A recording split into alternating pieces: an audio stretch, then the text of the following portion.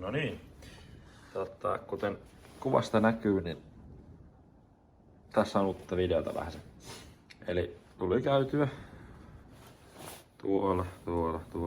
tuolla. Ja sieltä nyt lähti mukaan sitten yhden näytöksen verran tavaraa. Miinus sitten 5 kappaletta Amigo-pataa, jotka tajusin tässä muuria kattellessa, että ne puuttuu. Niin tilasin ne nyt sitten valmiiksi ja käyn hakemassa joku päivä, kun tästä vaan taas ehtii. Niin. No mutta katsotaan näin nopeasti läpi, mitä tuli hankittua. Eli tossa nyt on tape matchia. Se nyt ei sinne liity mihinkään, vaan otin sitä sen takia, että mulla ei sellaista ollut ja sitä nyt oli saatavilla. Sitten löytyy Hooligans noita soihtuja, mitä Bengalin tuli ja niinkin vois niitä kutsua. Ne on raapasupinnalla ja kestää joku minuutin ja on aika kirkkaita. Sen punaisen on nähnyt livenä ja se oli ihan ok. Tossa on strobo-lajitelmaa First Classilta, flashbackia. Siellä on jotain stroboja, en tiennyt sen enempää niistä. Mutta olin alun perin ottamassa niitä värillisiä SR-pyrostroboja, mutta ne ei oo ilmeisesti kauhean hyviä, niin otin noita sitten mieluummin, että on edes jotain stroboa. Joo, no mennään tosta tohon vajaaseen 5 Amigoa vaille mitä? 5 Amigoa vajaaseen patamuuriin, joo. Anyways, tästä color crossettea. Tiukka crossette pataa, aika hauskan näköistä SR-pyrolta. Ja tässä vieressä tämmöstä komeetta pataa on tässä. Tää on Broekhoffin. On. Broekhoffin Pyroshow-linjan näitä Pro-näytös, miksi näitä nyt kuluttajakamaa nää on, mutta tommoista ainoastaan yhtä efektiä ja just sitä mitä siinä lukee. Ja niitä on 2. Sitten tossa on tossa muuten tommosen perus oven yläreuna, että tää on aika korkea tää muuri. Niin Adagioa 2 kappaletta. Ne on mun mielestä yksi kivoimmista tommosista komeettapadoista. Oon tykännyt aina, oli viime vuonna pari kappaletta, tänä vuonna pari kappaletta, niin jatkoon. Sitten mulle suht harvinaista tavaraa, eli saluteja. Tossa on nyt 2 kappaletta Dumbumin Minifan 49 shottia taitaa olla sen toi nimi. Niin se on tommonen joku, oliko vajaa vai vähän päältä puolikiloinen viukkapata, pelkkää salute ja siinä on aika hauska, hienon näköinen miina alussa myös jokaisessa kudissa, et ei oo pelkästään se pamahdus taivaalla. Sitten vähän lisää värikästä ja hiljasta, kuten tässä nyt on ollut jo vähän kaiken näköistä. Eli Johopyron crossetteja, sitä on 4 kappaletta. On ihan yksi mun lemppari crossettipadoista. Mulla on ollut paljon niitä Broekhoffin vastaavia ja muita ja on ollut sitä mieltä, että tää on kiva. Tää ei oo todellakaan isoin eikä välttämättä näyttävin, mutta se on jotenkin niin rauhallinen, kun se silleen hellästi napsuu taivaalla eikä pamahtele sen enempää se avaus tai se jakautumisääni siinä on oikeesti tosi sellainen hellä napsahtaminen eikä mikään kova. No sitten Argenton akryliä, en nyt suoraan edes muista, että mikä efekti tää oli tai mitä efektiä tässä siis on. Otin näitä 2 ihan vaan sattumanvaraisesti, koska ne on ollut lähtökohtaisesti kaikki aika hyviä ja kesto on ollut aina toi 21 sekkaa, noin 18, siltä välillä 18. Mitähän se oli?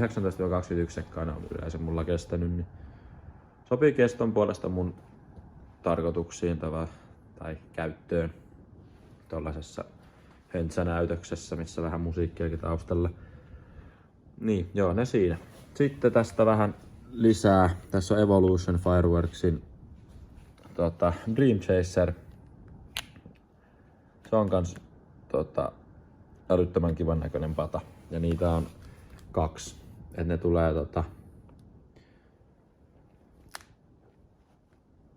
olikohan nyt akrylien kanssa tarkoitettu samaan aikaan?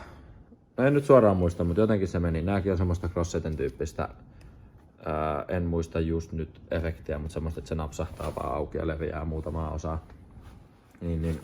Siinä oli joku häröajatus tammikuussa, kun tilasin noin, että niistä tulee jotain yhteistä hienoa kahdestaan, niin katsoin nyt sit mitä se olikaan se idea.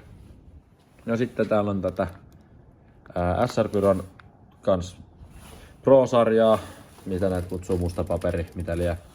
Tää on sitä Cobraa, eli semmoista sinikultaista efektiä. Ja on nähnyt sen pari kertaa livenä, on näyttävä, on hyvä, tykkään. Ja just se, että se on yhtä efektiä ja suht usein kestoltansa sama. Et ei tule mitään kämmejä sen suhteen, että kestää eri aika kuin toinen ja näin. Mulla oli viime vuonna niitä Star Tradein, näitä tämän valmistajan samankaltaisia. En muista nyt just sen padan nimeä, mutta vai muistanpa, se oli Reda nimeltään, niin ne oli semmosia vihreä musta bokseja, niin ne oli hyviä, mutta niitä ei nyt ollut tietääkseni, niin otin noita sitten. Se on samankaltainen aika lailla ja näin. Sitten tässä on samaa Broekhoffin sarjaa kuin tuo. On 2 näitä Silver Spinner to Red Blinkkejä. Eli tollas, missä on hopea hyrrä ja sit se räjähtää ja siinä on punaista. Oliko pioni-efekti, en nyt automaattisesti muista, mutta jotain sen kaltaista. Ja niitä piti olla 3. Tässä just nyt tajusin, että niitä on vaan 2. Niitä piti tulla 3 positiosta samaan aikaan jokaisesta, mutta nyt mennään 2 ja pärjätään niille. Tuskin jaksan sitten sekoilla enempää sen kanssa, että noita sais vielä 3. Joo. No sitten tässä on vielä tähän samaan riviin näitä pikkupatoja, niin kuuluu Strongboyt kertaa 3. Ne tulee menemään muistaakseni näytöksessä silleen, että ensin menee noita jokaisesta 3 positiosta ja sitten tulee keskipositiossa pienessä kulmassa molemmat nämä viuhkat. Sitten kun musiikki vähän kovenee tai rytmi kovenee tai miten sen nyt sanookaan. Joo. Sitten tästä näkee, että tässä näitä Star Tradein pattereita taas muutamat. Nämä on noita tommosia viuhkamiinoja. Nämä on tosi näyttäviä ja just tällaiseen näytöskäyttöön niin oikein hyvää tavaraa. Et siinä on 1 beta, 3 lambdaa ja 2 deltaa. No deltat on semmosia tosi oranssihtavan kultaisia, mitkä taittaa lopussa punaiseen. Ja beta taisi olla kultasinistä ja lambda on vihreää violettia muistaakseni. Joo, aika lailla sillain. No sitten tuli, näitä ei nyt ollut suunniteltu missään eikä mitään, mutta ihan silleen vahingossa herätteenä niin tuli 8 kappaletta. Tuosta 1, 2, 3, 8. Näitä Zenan 60 Big Shots Salute, Big Tiger Tail TI Salute. Niin, niitä 8 kappaletta, eli 2 tukkulaatikkoa. Saa nähdä miten niille tulee käyttöön, mutta eiköhän ne johonkin tohon Dum Bum Strongboy yhdistelmään saa ujutettua sitten vähän ekstraa. Uskon, että 8 ei tule todellakaan menemään, että varmaan 2 menee ja sitten 6 jää säästöön tai menee venetsialaisina muutoin tai jotain. No mut sitten tässä alhaalla näkyy vielä 4 kappaletta White Forcea. Sitä oli viime vuonna 6 kappaletta. Ja nyt sitä on 4. Et ihan hyvä pata taas ollut monena vuonna. Ja näin. Siinä on lopussa se kiva hyrrännousufinaali. Joo. Tässä on nyt aika paljon no ei tässä nyt ole kyllä paljon samoja kuin viime vuonna, mutta samantyyppistä. White Forcenkin tilalle olisin halunnut jonkun muun, mutta ei nyt just ollut kaupassa mitään sellaista, mikä olisi mun tarpeita ajanut, niin menin tutulla vanhalla hyvällä. Joo. Sama mitä tässä alhaalla näkyy, tuttu vanha hyvä on toi niin kutsuttu mörköviuhka. Onko tää nyt sitten se ykköseksi nimitetty? Mörköviuhka 1 on tämä ja sitten se mörköviuhka 2 on se, mikä kaikki haluaa. Eli näitten ainoa ero on se, että tässä on rätinää 1 rivi enemmän.